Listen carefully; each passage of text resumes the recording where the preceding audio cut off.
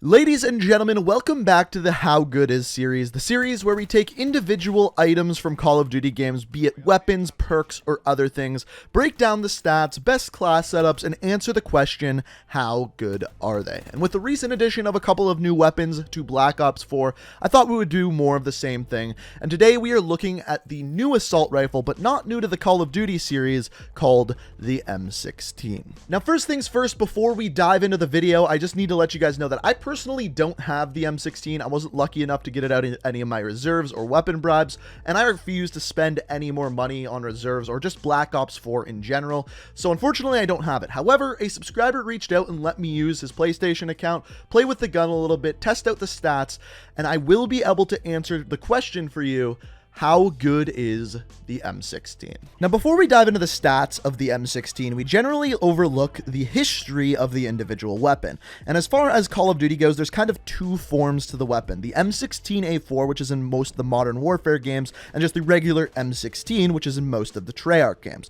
The one you're looking at here in Call of Duty 4 is an M16A4, and a misconception revolving around the M16 in Call of Duty is that it's been in every single Call of Duty game, when in fact, it's only been in about half of the multiplayer games. Starting out with COD 4, as you're seeing here, the next game to have it was Modern Warfare 2, then Black Ops 1, then Modern Warfare 3 once again had the M16A4. Then there was a little bit of a break until the M16 was once again reintroduced to the Call of Duty series in Advanced Warfare as a DLC or supply drop weapon. Similarly, Black Ops 3 introduced the M16 as a supply drop weapon. And then finally, today we have Black Ops 4, which just recently introduced the M16 via reserves. So as you can probably tell by the gameplay we just watched, the M16 is a 3-round burst weapon. Now the interesting thing about Black Ops 4 is that this is the first Call of Duty game where the M16 is not considered an assault rifle, but in this game is considered a tactical rifle.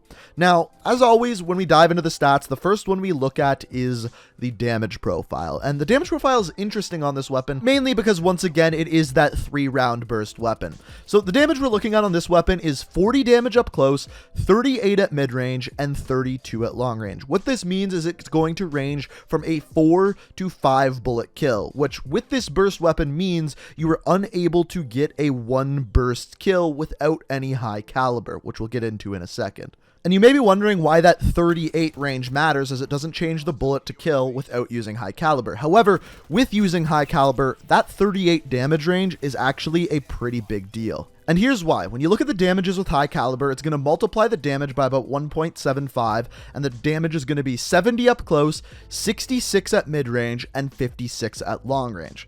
Why is this important? Because at short range, you only have to get 1 shot to the head to reduce the bullets to kill by 1. At long range, you only need to get 1 shot to the head to reduce the bullets by 1. But at that mid-range, you actually have to get 2 headshots. And that's a pretty big difference considering most of the gunfights you're going to get into are at that mid-range. Just for an example, here is the first damage drop-off, and here is the second damage drop-off, a really long distance away. And generally with high caliber, you only need to get 1 headshot, but at that middle range, it is 2 headshots to make that difference. And if you're wanting to get a 1 burst kill, at short range, you're only going to have to hit 1 headshot with high caliber. At mid range, you're going to have to hit 2 headshots, and at long range, you're going to have to hit 3 headshots. And that is to get a 1 burst kill, aka 3 bullets. So once you do have that high cal 2 unlocked, it's not rare to get a 1 burst kill up close, but after that, I would say it's relatively rare. So it's not as consistent as other weapons are with high caliber. Now, as far as rate of fire, this one's a little bit confusing because the rate of fire of the 3 bullets that come out of the weapon immediately are 1,500 RPM, which is incredibly fast, but you got to remember that's just the burst.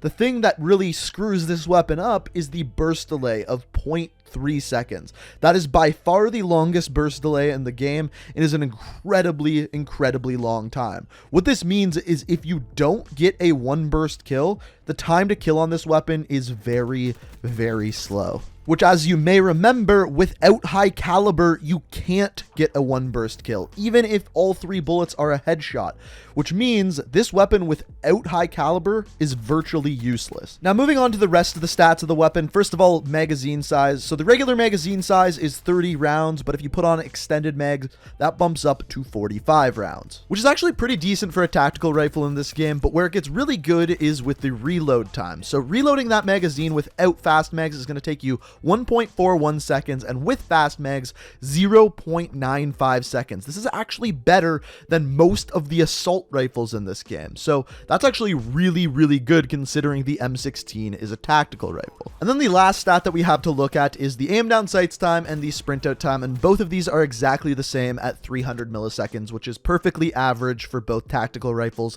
and assault rifles. So just looking at this weapon alone without any attachments on it, honestly, it's not a very good weapon. The very minimum time to kill is around 0.43 seconds, which is really slow. Even though there's 150 health in this game, that is still slow. Just as a comparison, the auger with high caliber can kill people in like 0.12 seconds. So you can almost kill 4 people with the auger in the same amount of time that you can kill 1 with the M16 without any attachments. However, with attachments, this gun does get a lot better. So let's have a look at the attachments. So as far as the attachments go, we'll start out with the optic attachments. So here we got reflex, recon, holographic, and NVIR. This is pretty consistent with the rest of the tactical rifles in the game. Now, on top of this, the attachments are actually quite a few. So first of all, you got high caliber 1, high caliber 2. As we just talked about, these are pretty much necessary on this weapon. You also have grip 1 and grip 2. As far as the grips go on this gun, I don't think they're necessary. I don't think this gun has a lot of recoil, but if you're having trouble with it, maybe you want to use it. After that, as we talked about before, extended mags and fast mags. On top of that, stock and quick draw, and then finally suppressor and FMJ. As far as FMJ goes on the M16, if you run into a lobby where more than half of the lobby is using body armor, FMJ is necessary. This gun is an absolute pea shooter without the FMJ against body armor, but otherwise I don't really use it. So as far as a best class setup, I'm going to give you 2 here. The first one is my personal favorite. This is what I use. This is what I use on, in fact, a lot of weapons, but I don't really love the iron sights on this gun, so I use the red dot. There's no ELO available, so this is what I'm using. On top of that, as I mentioned, high cal 1 and high cal 2 you need with this weapon. If you don't have it, the time to kill is way too long and the gun just sucks. So you need to use these 2, and then I use stock because even with high cal, sometimes you're going to miss bullets and you're going to have that slow time to kill because of that high burst delay. The way to counteract that is to outstrafe your opponent, and that's way easier to do with stock. On top of that, the usual stim shot and equipment. Also, I'm going to be using Engineer, Gung Ho, and Dead Silence. This is what I pretty much use on every single one of my classes, so that shouldn't be a surprise to you guys. The second class I'm going to give you here is the very, very attachment heavy class. Once again, I got to use that red dot. I don't really like the iron sights. High cal 1, high cal 2 are necessary, as we talked about. Stock, and then the last one is quick draw. This class is if you're a very aggressive player. That quick draw helps a lot snapping onto target, so that's why I use it. And then to also reduce that sprint out time, we are also going to use Gung Ho. So this is if you're a very aggressive player. The other one is just your average run-of-the-mill class. This is what I use probably 90% of the time. So now we move into the section of the video where we answer the question, how good is the M16? And there's 2 different answers to this question, because there's one answer that is without attachments, and then there is one that is with attachments. So straight up without any attachments, this is a very difficult weapon to use because it has such a slow burst delay. That means it's going to have a long time to kill because you can't, without attachments, get a 1 burst kill. What this means is that with most of your opponents, they're going to be using weapons that can outgun you almost 100% of the time. And on top of that, if you miss bullets, it's even worse. So without any attachments, this gun, I give a 4 out of 10. Definitely below average, but it's not the worst gun in the game. Now moving on to with attachments. So the saving grace for this weapon is high caliber 2, because a headshot's kind of difficult to get. Not every player in the world can hit the head every single time. But with high caliber 2, all you have to do is hit from the nipples and up. And that is actually relatively easy if you ask me. So with this, it's going to have a much better time to kill, and it's actually possible to get those 1 burst kills, which have an incredibly fast time to kill. So with High Cal 1 and High Cal 2 and attachments equipped, I think this weapon is much, much better, and I give it like a 6.5, maybe even a 7 out of 10. Once again, not as good as the Auger with high caliber. I don't even think as good as the Rampart with high caliber, but it is definitely usable and a decent weapon once you have High Cal 1 and 2 on. One thing that I've talked about a lot before in the past revolving around burst action weapons is that they are very difficult to balance, and I find that with 150 health, if you make a burst weapon too strong and can get one burst kills, it is going to dominate the field. That is why we see some weaker burst weapons in this game. Yes, the Swordfish is good once you put Pentaburst on it, but that's only because with Pentaburst, you can easily get those one burst kills. That is the difference with burst weapons in this game versus another Call of Duty game with less health.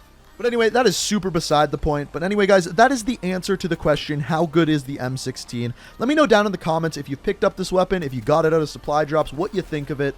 On top of that, if you enjoyed this video, it is always appreciated if you could hit that like button. And to stay up to date on anything Call of Duty, whether it be Modern Warfare or Black Ops 4, make sure you subscribe to the channel, make sure you have notifications on. And as always, guys, I hope you enjoyed the video, and until next time, peace out. Listen.